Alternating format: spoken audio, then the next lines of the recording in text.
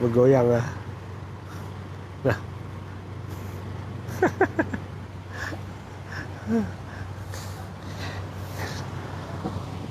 Ni orang Kedah ni. Siapa ni 22?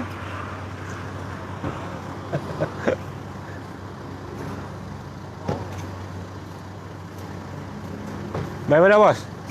Ha? Main mana? Telung. Oh. Cari.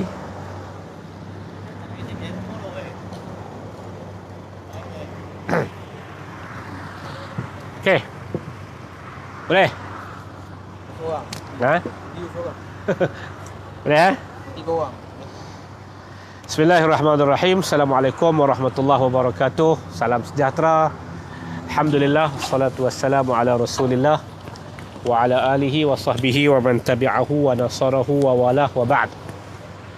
Malam ni sekali lagi kita cuba-cuba bagi komentar terhadap apa yang telah berlaku kepada negara kita, kerajaan yang telah dibentuk secara pintu belakang oleh beberapa orang yang sering disebut dah sebelum-sebelum ni, iaitulah Azmin Ali dan juga Muhyiddin Yassin dan juga macam-macam lah. Tuan-tuan, malam ni saya nak ajak tuan-tuan untuk tengok dua perkara. Yang pertama yang saya nak rujukkan tuan-tuan, nak ajak tuan-tuan untuk cuba memahami kata-kata Azmin Ali. Kenyataan Azmin Ali yang telah dia keluarkan setelah mana Tan Sri Muhyiddin Yassin mengangkat sumpah sebagai Perdana Menteri Malaysia yang ke-8. Azmin Ali kata perjuangan dia selama seminggu berbaloi. Okey. Itu yang disebut oleh Azmin Ali. Maksud dia merasa syukur kerana perjuangan dia. Kerajaan pintu belakang ni ambil secara tidak demokratik ni melalui pembelian, melalui pengkhianatan. Mereka menggunakan jentera Parti Keadilan Rakyat, menggunakan logo Parti Keadilan Rakyat, menggunakan para petugas Parti Keadilan Rakyat. Kemudian mereka kata seakan-akan kemenangan itu adalah kemenangan peribadi. Yang saya nak sebut kepada tuan-tuan, bagaimana Azmin Ali pada hari itu dia sebut, dia kata sebenarnya dia cukup berpuas hati setelah mana 1 minggu dia berjuang. Ambil kerajaan secara tidak sah ini dianggap sebagai perjuangan. Ini sebenarnya adalah petaka kepada demokrasi. Dia adalah satu petaka yang cukup besar kepada demokrasi. Kerana kita sebagai masyarakat yang bertamadun, manusia yang bertamadun, dalam sistem negara kita telah ditentukan bahawasanya cara mengambil pemerintahan itu adalah melalui sistem pilihan raya. Pilihan raya. Melalui sistem pilihan raya.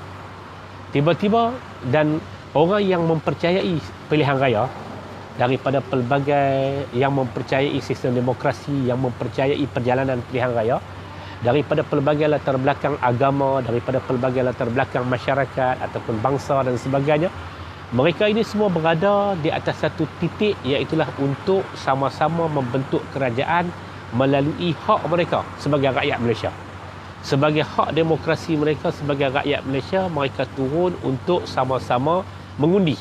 Dalam konteks pilihan raya yang terakhir adalah pada 9 hari bulan 5. Kawan-kawan kita di Sabah, kawan-kawan kita di Sarawak, kawan-kawan kita di Utara Semenanjung, semua sekali rakyat Malaysia turun untuk mengundi. Dan keputusannya adalah keputusan yang telah kita ketahui pada 10 hari bulan jam 4 pagi lebih kurang. Pengurusi SPR pada waktu itu mengumumkan bahawasanya secara bilangnya telah cukup untuk Parti Pakatan Harapan pada waktu itu menggunakan logo Parti Keadilan Rakyat telah berjaya memenangi pilihan raya tersebut. Artinya, bagi masyarakat demokratik, mereka menganggap bahawa mengambil pilihan raya, mengambil kerajaan melalui pintu pilihan raya, itulah perjuangan. Itulah perjuangan. Dan masyarakat demokratik dalam konteks Malaysia ni ada yang membawa fikrah Islami, ada yang membawa fikrah nasionalis, ada yang berlatar belakangkan sosialis, demokratik dan sebagainya. Siapapun mereka, mereka telah memberikan undi mereka dan sudah tentu bagi mereka itulah perjuangan. Tiba-tiba mari seorang yang bernama Azmin Ali ni, kepala kartel yang bernama Azmin Ali ni, dia nak ubah cara fikir kita dan dia nak ubah sistem kita melalui apa yang tersirat yang dia sebut, seakan-akan perjuangan bagi rakyat Malaysia itu adalah melalui cara mengambil kerajaan melalui pintu belakang. Kamu perkudakan parti, kamu perkudakan petugas parti, kamu menumpang manifesto parti dan sebagainya, sampai satu ketika kamu share, kamu berkongsi dengan beberapa orang yang satu aspirasi dengan kamu ataupun sama jahat dengan kamu panggil Kamaruddin Jaafar, kamu panggil Hasnul, kamu panggil Rashid Hasnul, kamu gabung, kemudian kamu pergi share dengan Mahyudin Yassin dan kamu kata apa yang kamu buat tu sebagai perjuangan. Ini satu perkara yang silap dalam masyarakat demokratik. Sebab tu saya kata si Azmin Ali ini adalah pembunuh kepada demokrasi di Malaysia. Semangat demokrasi, perjalanan demokrasi dibunuh oleh Azmin Ali. Dan Azmin Ali ini kita kena isytiharkan dia sebagai musuh kepada demokrasi di Malaysia. Dia kerana dia telah cuba nak mengubah bahawasanya kudeta ini, rampasan kuasa ini, kerajaan pintu belakang ini adalah sebahagian daripada perjuangan. Ini adalah sebahagian daripada perjuangan. Dalam konteks Malaysia, kita kata ini adalah pemikiran yang ekstremis kerana masyarakat Malaysia telah menerima bahawa cara menegak dan menurun kerajaan itu adalah melalui sistem demokrasi. Dan pendidikan demokrasi inilah yang diturunkan ke bawah untuk membina sebuah masyarakat yang demokratik. Itu yang pertama. Yang kedua, saya nak cuba komen apa bahananya apabila sebuah kerajaan itu dibina tanpa manifesto. Perdana Menteri dalam sidang media yang pertama selepas mesyuarat kabinet yang pertama juga menyebut perkara ini. Dia mengaku bahawa kerajaan ini adalah kerajaan tanpa manifesto. Tanpa manifesto kerana cara mengambilnya adalah cara yang luar tabi'i. Dia luar tabi'i, dia telah meliwat demokrasi dan dia telah merampas demokrasi daripada, dia telah merampas rakyat, kemenangan rakyat ini, dan dia bentuk sebuah kerajaan yang namanya kerajaan Muhyiddin Yassin. Okey. Apa bahananya? Setiap hari kita tengok satu demi satu. 2 hari lepas kita tengok bila pembentukan kabinet, satu kementerian dipecahkan kepada 3. Ada kementerian yang hanya sebelum ni salah satu jabatan daripada satu kementerian dijadikan sebagai kementerian. Kerana mereka tidak ada manifesto apa, mereka tidak ada janji apa, mereka tidak ada garis besar perjuangan apa, mereka tak ada apa.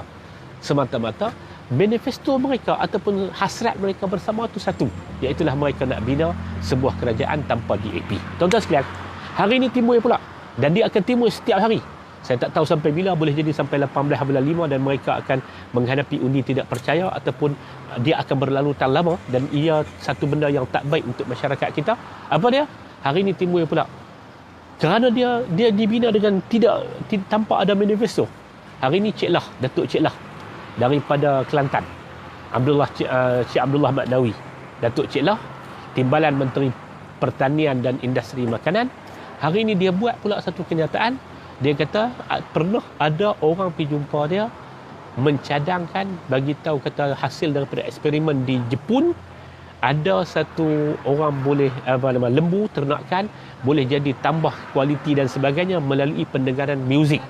Dan dia kata pada waktu tu orang cadangkan kepada dia, mungkin kalau kita boleh dengar memperdengarkan ayat suci Al-Quranul Karim.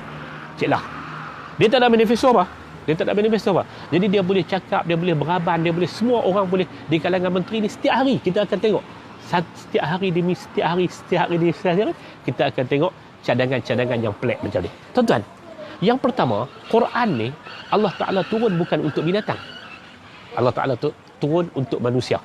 Laqad anzalna ilaikum ayatin bayyinat. Kami turunkan kepada kamu wahai Muhammad ayat-ayat yang menjadi penerangan kepada kamu. Al-Quran diturun mau'izatan linnas, sebagai peringatan, nasihat kepada manusia. Quran ini bukan untuk dibaca kepada binatang ataupun dibaca kepada ayam untuk menjadi ayam ni Islami, ayam ni bertambah mutu dan sebagainya. Oh, baca Quran kepada dia. Itu bukan diajar oleh agama. Itu yang pertama. Dan yang keduanya, saya nak sebut inilah bahananya. Apabila timbulnya satu apa yang kita panggil kerajaan tanpa manifesto. Gara-gara kerajaan tanpa manifesto, maka lahirlah dia jadi pengurusan negara itu macam lucuan sahaja. Apa yang nak dicadang oleh menteri boleh cadang, menteri boleh sebut tanpa ada latar belakang yang terbaik pun sekalipun. Dan ini telah berlaku sekali lagi. Datuk Cik Lah, Timbalan Menteri Pertanian dan Industri Makanan, dia mencadangkan hasil daripada orang sebut kepada dia tanpa sebarang kajian, dan itu tidak disebut kita pun tak tahu dia mari daripada mana cadangan tersebut. Dia cadangkan supaya supaya binatang ternakan diperdengarkan bacaan ayat suci Al-Quran Al-Karim. Kita sebut tadi, Al-Quran bukan untuk binatang, tapi Al-Quran itu adalah untuk orang-orang, untuk manusia, diturunkan sebagai peringatan untuk manusia.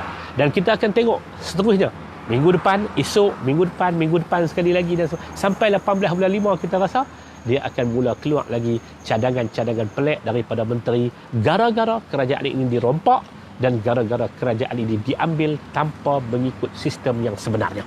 Kan tuan-tuan, saya rasa sementara kita menunggu untuk melihat lagi beberapa mungkin kenyataan-kenyataan yang lucu daripada para menteri dan timbalan menteri, dia hasil daripada kerajaan yang lahir tanpa manifesto yang betul dan tanpa manifesto yang tepat, yang dikeluarkan ataupun dihasilkan daripada dapatan-dapatan oleh para tokoh, para pengkaji dan sebagainya. Dia sekadar apa yang terlintas oleh menteri akan sebut, menteri akan cadangkan. Jadi tuan-tuan, sementara kita tunggu sampai seterusnya, demikian sedikit komen kita, dan kita akan tunggu dan kita akan lihat lagi seterusnya ke depan, mungkin ada lagi cadangan-cadangan lucu yang akan dikeluarkan oleh kerajaan 69, kerajaan tanpa nama ni, kerajaan yang diambil daripada pintu belakang, kerajaan yang telah menggunakan perkataan perjuangan oleh Azmin Ali, sedangkan dia adalah rompakan semata-mata.